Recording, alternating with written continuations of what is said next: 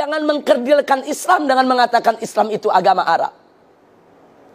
Nah yang kedua, mereka katakan Islam itu agama pendatang.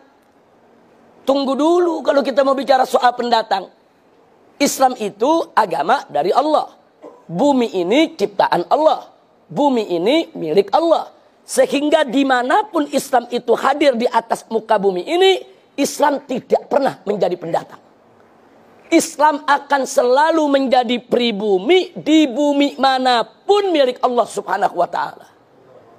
Jadi jangan mereka sombong dengan mengatakan Islam itu pendatang. Tidak. Orang Arab di Indonesia pendatang. Orang Cina di Indonesia pendatang. Tapi Islam bukan pendatang, saudara. Islam itu datang dari Allah Subhanahu wa ta'ala di atas muka bumi. Bumi ini milik Allah. Bumi ini ciptaan Allah. Dengan hak apa ada manusia yang begitu sombong mengatakan agama yang datang dari Allah dikatakan sebagai pendatang? Enggak begitu, saudara. Nah, jadi ini berbahaya sekali. Ingin mengecilkan peran Islam, ingin mengecilkan nilai Islam. Dia ingin bermain kata-kata. Nah, kemudian selanjutnya dia katakan karena Islam ini pendatang dari Arab, maka Islam itu harus dipribumisasi. Islam itu harus diindonesiakan. Islam itu harus dinusantarakan. Ini kalimat sangat berbahaya. Loh, kenapa saya katakan berbahaya? Karena dulu Nabi pada saat diutus oleh Allah Subhanahu wa ta'ala pertama kali ke tengah bangsa Arab, bukan untuk mengarabkan Islam, tapi untuk mengislamkan Arab. Jadi jangan dibulak-balik. Nabi nggak pernah mengarabkan Islam, ya ikhwan. Nabi itu dulu tugasnya mengislamkan bangsa Arab dan seluruh suku bangsa di dunia.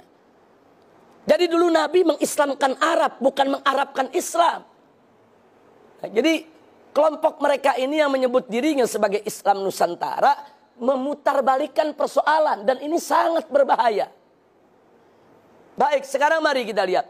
Kalau nanti Islam di Indonesia harus di-Indonesiakan, maka konsekuensinya Islam di Afrika harus di-Afrikakan. Islam di Eropa harus di-Eropakan. Islam di Amerika harus di-Amerikakan. Islam di Cina harus dikinakan.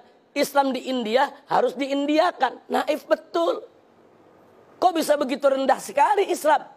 Ingin diubah-ubah, disesuaikan dengan suku bangsa? Tidak.